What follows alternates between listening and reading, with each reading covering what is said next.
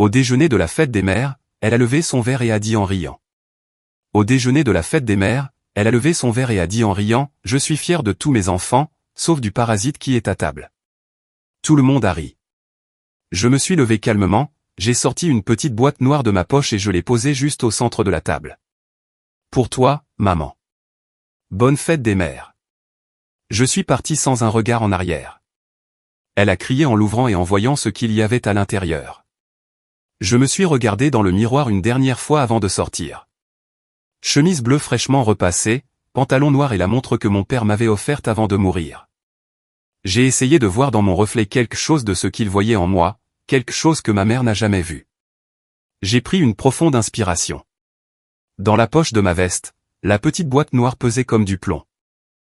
Je l'ai touchée pour m'assurer qu'elle était toujours là, bien que je l'ai déjà vérifiée 10 fois ce matin-là. À l'intérieur se trouvait tout ce que j'avais gardé pendant des années, toute la vérité. Toute la douleur, toute la tromperie. C'était la fête des mères, le déjeuner annuel chez maman, où nous faisions tous semblant d'être la famille parfaite que nous n'avions jamais été, où mes frères et sœurs se vantaient de leur réussite et où moi. J'étais le sujet de blagues pas si subtiles. Le parasite, le raté, celui qui n'a jamais été à la hauteur. Mais ce jour-là allait être différent. La maison de ma mère était toujours la même, grande, impeccable, froide. Miguel, mon frère aîné, avait garé sa nouvelle BMW près de l'entrée. Anna, ma sœur du milieu, était probablement déjà à l'intérieur, organisant tout comme le parfait bras droit de maman. Et puis il y avait moi, arrivant en Uber parce que ma vieille Corolla avait décidé de ne pas démarrer ce matin-là. Tout dans ma vie semblait fonctionner ainsi. Un pas en avant, 2 en arrière. Miguel était le chirurgien plasticien à la mode en ville. Anna dirigeait sa propre agence de marketing. Tous deux mariés, avec des enfants parfaits et des maisons parfaites. Et moi, selon maman, j'étais celui qui cherche encore sa voie à 35 ans, comme si j'avais passé la dernière décennie assis à regarder la télévision au lieu de cumuler 3 emplois pour rester à flot après que tout se soit effondré. Après qu'elle ait fait en sorte que tout s'effondre. J'ai sonné et j'ai entendu les voix animées à l'intérieur. Des rires, le tintement des verres, l'odeur de cuisine maison que maman ne préparait que lorsqu'il y avait un public pour l'admirer. J'ai ouvert la porte sans attendre qu'on m'accueille. Personne ne le faisait jamais. Tiens, mais c'est l'artiste, s'exclama Miguel en me voyant entrer, avec ce sourire qui n'atteignait jamais ses yeux. On pensait que tu t'étais perdu dans une de tes inspirations créatives. Mon frère savait parfaitement que j'avais arrêté de peindre il y a des années, que j'avais dû vendre tout mon matériel quand j'ai perdu mon appartement, mais l'étiquette d'artiste frustré était trop commode pour la laisser tomber. Je suis à l'heure, répondis-je en accrochant ma veste. La boîte noire était maintenant dans la poche de mon pantalon. Anna s'est approchée avec un verre de vin bon marché. Le bon, ils le gardaient pour eux. Maman finit de se préparer, dit-elle avec ce ton condescendant qu'elle me réservait. Ça te dérangerait de m'aider à mettre la table? Les enfants jouaient dans le jardin avec Ricardo et Claudia, leur conjoint parfait, bien sûr. Ricardo, l'anesthésiste collègue de Miguel. Claudia, l'héritière d'une chaîne d'hôtels. Et puis il y avait moi, célibataire, sans enfant, travaillant comme professeur remplaçant dans des écoles publiques et vendant des illustrations numériques en ligne quand je trouvais des clients. En plaçant les couverts, je me suis souvenu de cette nuit, il y a 17 ans. J'avais 18 ans et je venais de recevoir la lettre d'acceptation de l'Académie nationale des arts. Bourse complète, mon billet pour une autre vie. J'ai montré la lettre à maman, tremblant d'excitation. Là, dit-elle avec cette grimace qui donnait l'impression qu'elle sentait quelque chose de pourri. Tu crois vraiment que tu as du talent pour ça? Miguel est déjà en 2e année de médecine et Anna vient d'être acceptée en administration. Et toi, tu veux dessiner? C'est une bourse complète, maman. Il n'accepte que 8 étudiants dans tout le pays. Ne sois pas ridicule. Il te faut un vrai diplôme, quelque chose qui te donnera de la stabilité. Une semaine plus tard, l'académie m'a appelé. Il regrettait de m'informer qu'il y avait eu un malentendu. Ma bourse avait été révoquée parce que quelqu'un avait appelé pour signaler que j'avais accepté une autre offre universitaire. Je n'ai jamais su qui avait passé cet appel. Jusqu'à des années plus tard. La porte de la chambre principale s'est ouverte et maman est apparue. À son âge, elle était toujours cette femme imposante qui terrorisait notre enfance. Parfaitement apprêtée, pas un cheveu de travers. Sa nouvelle robe coûtait probablement plus que 3 mois de mon loyer. Mes amours, s'exclama-t-elle, étreignant d'abord Anna, puis Miguel. Quand elle est arrivée à moi, une brève tape sur l'épaule. Même pas une véritable étreinte. Je vois que tu as décidé de te joindre à nous cette année. Comme si j'avais manqué la moindre réunion de famille, comme si je n'avais pas été présent à chaque anniversaire, Noël et jour spécial, seulement pour être ignoré ou devenir la risée de tous. Je ne manquerais ça pour rien au monde, maman, répondis-je, et pour la première fois depuis des années, je le pensais complètement. Le repas s'est déroulé comme d'habitude. Miguel a parlé de sa nouvelle clinique, Anna de ses clients importants. Les enfants ont reçu des éloges exagérés pour leurs bonnes notes. Personne ne m'a posé de questions sur ma vie. C'était mieux ainsi. Je n'aurais pas su quoi leur dire qu'ils n'auraient pas utilisé contre moi plus tard. Je ne leur aurais pas dit que j'avais trouvé un poste de professeur d'art dans une école primaire pour l'année suivante. Je ne leur aurais pas dit que j'avais finalement vendu 2 tableaux à une petite galerie. Je n'aurais pas mentionné que j'économisais pour mon propre appartement après des années de colocation avec des inconnus. Je ne leur aurais rien donné qu'ils puissent m'arracher. Pas encore une fois. Le moment du dessert est arrivé et, comme chaque année, maman s'est levée, son verre à la main. C'était la tradition, le toast annuel où elle louait ses enfants et petits-enfants, où elle faisait semblant d'être la mère dévouée qu'elle n'avait jamais été. Je veux porter un toast, dit-elle avec cette voix qu'elle utilisait à l'époque où elle était directrice d'école, à mes merveilleux enfants. À Miguel, qui vient d'ouvrir sa 2e clinique. À Anna, dont l'agence a remporté le prix national de la publicité.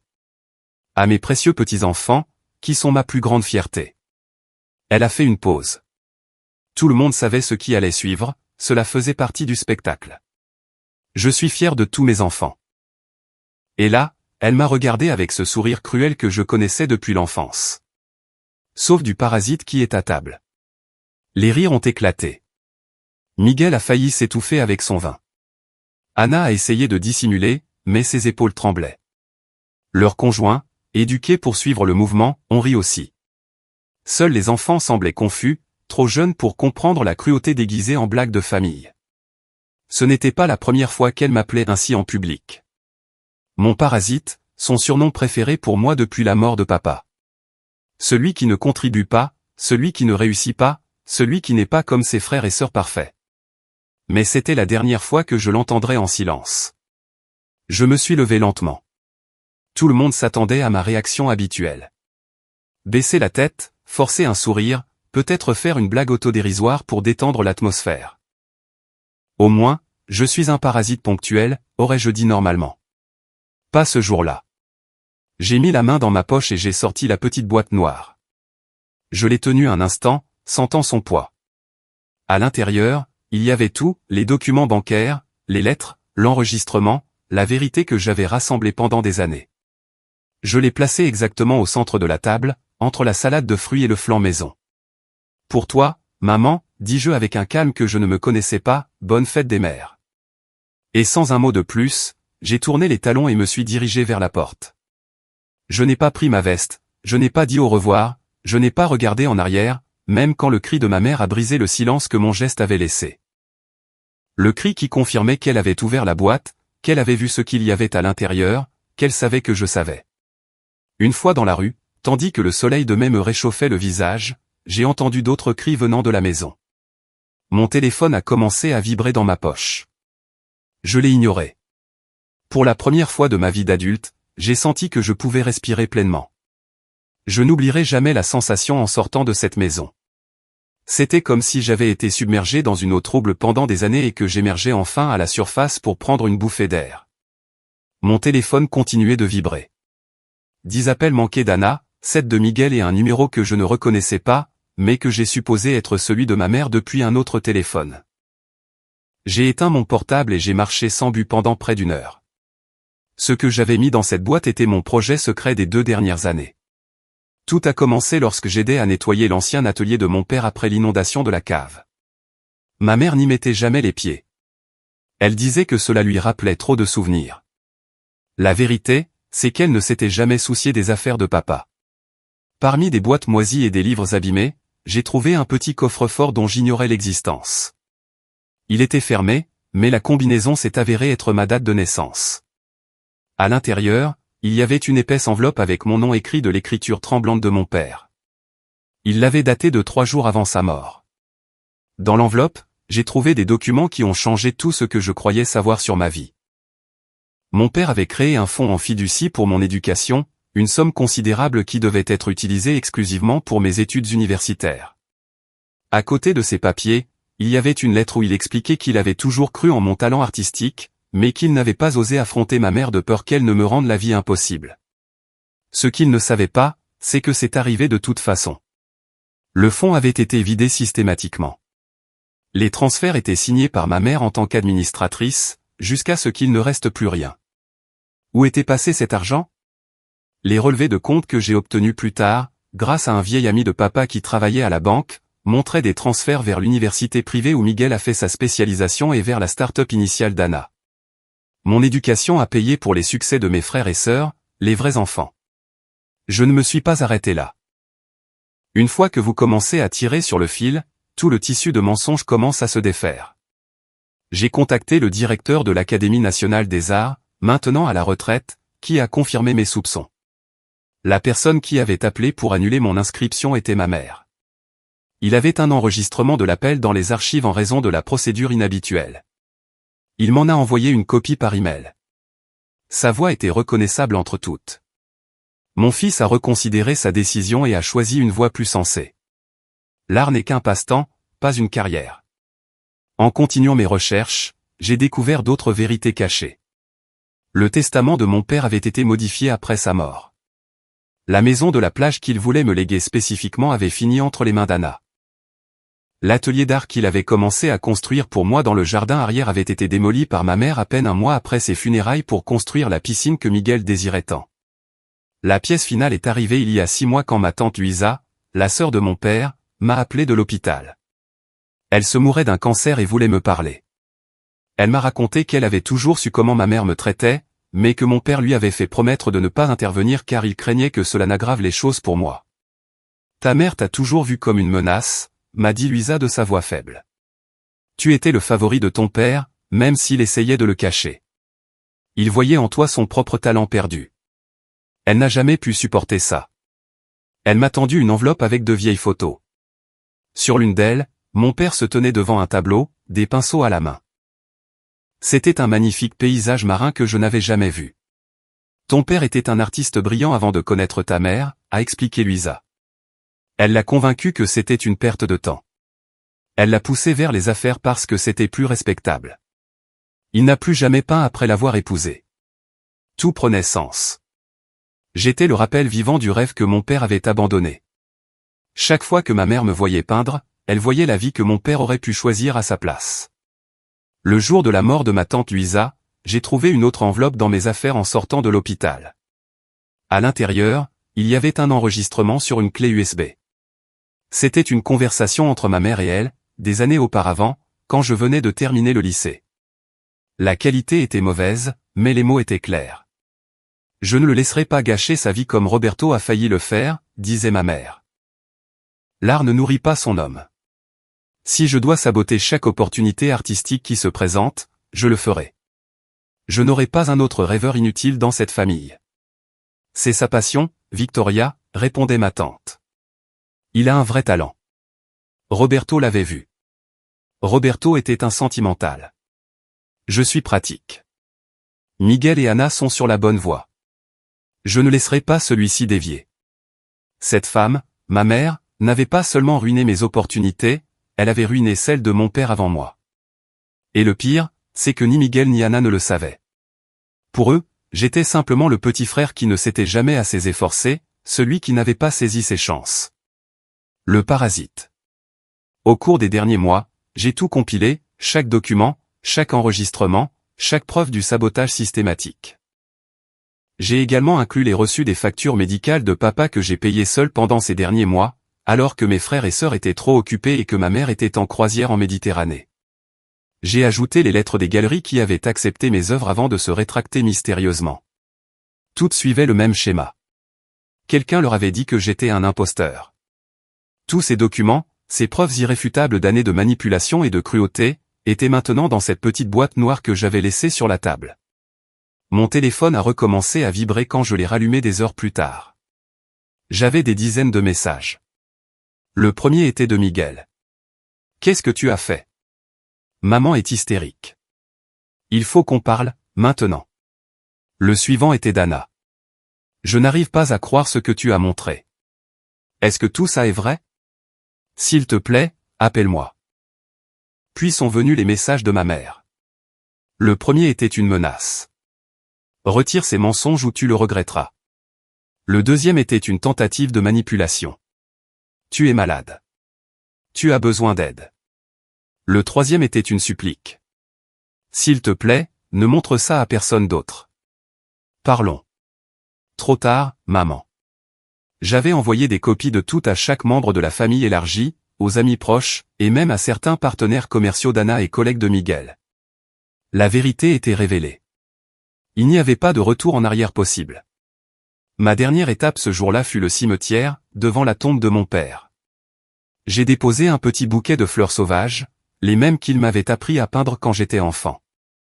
Je suis désolé, papa, murmurai-je, des larmes coulant sur mes joues. Désolé de ne pas avoir découvert tout ça pendant que tu étais en vie. Désolé de ne pas avoir pu te sauver, toi aussi. À ce moment-là, mon téléphone a sonné une fois de plus. C'était un numéro inconnu. Pour une raison quelconque, j'ai répondu. Bonjour, Lucas.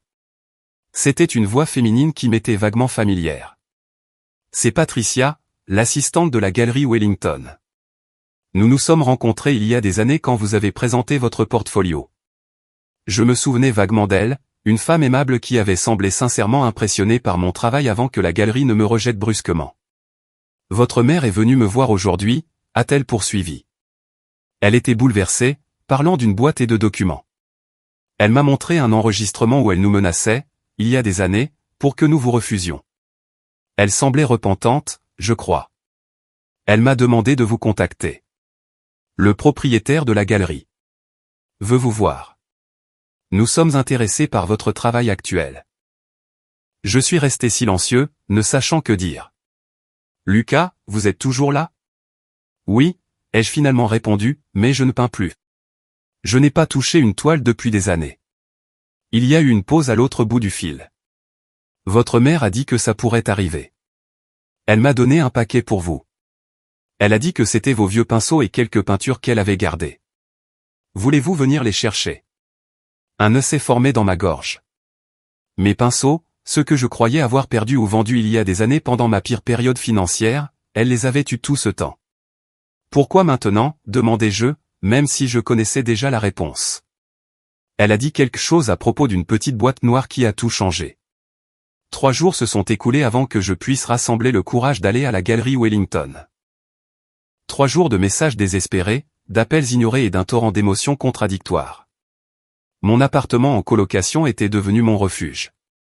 J'ai éteint le téléphone et pris quelques jours de congé, prétextant une urgence familiale.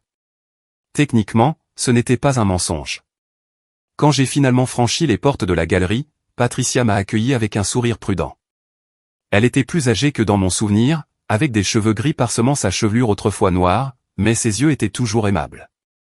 Ça fait longtemps, Lucas, dit-elle en me guidant vers un petit bureau à l'arrière. Presque 8 ans, je crois. Sur le bureau, il y avait une boîte en bois usée que j'ai reconnue instantanément. Mon premier jeu de pinceau professionnel, un cadeau de mon père pour mon 16e anniversaire. Je les avais cherchés désespérément lorsque j'ai dû déménager de l'appartement que je ne pouvais plus payer. Votre mère a dit qu'elle les avait gardés quand ils ont vidé votre ancienne chambre, expliqua Patricia. Même si nous savions tous les deux que c'était un mensonge. Je n'avais pas vécu chez ma mère depuis mes 20 ans. Elle a aussi laissé ça. Elle m'a tendu une enveloppe. À l'intérieur, il y avait un chèque d'un montant significatif et une brève note. L'argent de ton fonds en fiducie avec les intérêts. C'est ce qui te revient. Je ne savais pas quoi ressentir. L'argent ne pouvait pas changer le passé. Il ne pouvait pas me rendre les années perdues ni les opportunités gâchées, mais c'était une reconnaissance, un aveu de culpabilité. Robert Wellington veut vous voir, poursuivit Patricia. Il est très intéressé par votre travail. Je vous ai déjà dit que je n'ai pas peint depuis des années, répondis-je en caressant les vieux pinceaux. Il semblait étrange entre mes doigts, comme de vieux amis que j'avais trahis en les abandonnant. Je sais, mais il a vu vos travaux précédents, ceux que nous avons gardés dans nos archives après votre première présentation. Il dit qu'il y a quelque chose de spécial en eux, une vision peu commune. L'idée de recommencer à peindre me paraissait aussi lointaine que de voler vers la lune. J'avais enterré ce rêve avec tant d'autres espoirs. Alors que je réfléchissais à quoi répondre, mon téléphone a vibré avec un nouveau message. Je ne l'avais rallumé que pour utiliser le GPS pour me rendre à la galerie. C'était de Miguel, mon frère. Il faut qu'on parle. Je suis au café du coin de ton travail. S'il te plaît. J'ai montré le message à Patricia. On dirait que les conversations difficiles me poursuivent. Allez-y, dit-elle en emballant soigneusement les pinceaux. Ceci sera là quand vous serez prêt. Sans pression, sans date limite. Le café était à moitié vide quand je suis arrivé. Miguel était assis dans un coin, l'air terrible. Il n'était pas rasé depuis 3 jours, chose impensable pour le chirurgien plasticien toujours impeccable. Il avait des cernes profonds et sa chemise était froissée. Je me suis assis en face de lui sans un mot. J'ai tout vu, commença-t-il après un long silence. Les documents, les enregistrements, tout. Pourquoi n'as-tu rien dit avant? M'aurais-tu cru, demandai-je, connaissant la réponse. Miguel baissa les yeux. Probablement pas. C'était toujours plus facile de croire sa version. Que tu étais. Le problématique, le paresseux, le parasite, complétai-je pour lui. Je suis désolé, dit-il, et il semblait sincère pour la première fois de notre vie d'adulte. Ce qu'elle a fait est impardonnable. Pas seulement à toi, à nous tous. Elle nous a rendus complices. Il m'a raconté ce qui s'était passé après mon départ dramatique. Ma mère avait ouvert la boîte et avait commencé à crier que tout était des mensonges, que j'étais perturbé, que j'avais toujours été un manipulateur. Puis Miguel a pris les documents et a commencé à les lire. Quand je suis arrivé à la partie où elle a utilisé ton fonds en fiducie pour payer ma spécialisation en chirurgie plastique, j'ai eu l'impression de recevoir un coup de pied dans l'estomac, avoua-t-il. J'ai toujours cru que c'était un prêt qu'elle m'avait fait sur ses économies, que j'avais tout remboursé. Mais il n'y a jamais eu de prêt, n'est-ce pas? Non, avouai-je. C'était mon avenir que tu dépensais. Anna avait également découvert sa part dans tout cela. Le capital de démarrage de son agence de marketing provenait du même puits. Mon avenir, transformé en tremplin pour les leurs. Anna est anéantie, continua Miguel. Elle n'a pas arrêté de pleurer. Son mari est furieux. Il dit que nous devons te dédommager d'une manière ou d'une autre. Je suis d'accord. Je ne veux pas de votre argent, répondis-je fermement. Je sais. Il ne s'agit pas seulement d'argent, il s'agit de la vérité, de la famille que nous aurions pu être et que nous n'avons pas été. Il m'a expliqué que ma mère avait disparu la nuit précédente. Elle a laissé une note disant qu'elle avait besoin de temps pour réfléchir. Avant de partir, elle avait passé une série d'appels, y compris celui à la galerie Wellington. C'était comme si elle essayait de défaire les nœuds qu'elle avait créés pendant des décennies, mais sans avoir à m'affronter directement. Qu'est-ce qui va se passer maintenant? Demanda Miguel, semblant vraiment perdu pour la première fois de sa vie. Je ne sais pas, répondis-je honnêtement. Je n'ai pas de plan de vengeance magistrale, si c'est ce que tu crains. Je voulais juste que vous connaissiez la vérité, que je la connaisse aussi. Nous sommes restés en silence un moment, 2 étrangers unis par le sang et séparés par des années de malentendus fabriqués. Papa serait fier de toi, dit finalement Miguel. De ton courage, de ton talent. J'ai senti les larmes menacées de couler, mais je les ai retenues. On ne le saura jamais. Moi, je le suis, affirma-t-il en tendant la main à travers la table. Fier de t'appeler mon frère. Je n'ai pas pris sa main tout de suite. Trop de blessures, trop d'années. Mais finalement, je l'ai serré brièvement. Ce n'était pas un pardon, pas encore, mais c'était un début. Une semaine plus tard, j'ai reçu une lettre recommandée. C'était de ma mère, envoyée de quelque part sur la côte. Elle ne demandait pas pardon directement, elle n'en avait jamais été capable, mais elle reconnaissait ses erreurs et ses mauvaises décisions. Elle disait qu'elle me laissait la maison de la plage, qui aurait dû être la mienne depuis le début, qu'elle avait parlé à d'autres galeries en plus de Wellington, qu'elle espérait qu'un jour je pourrais comprendre qu'elle avait fait ça, pour mon bien.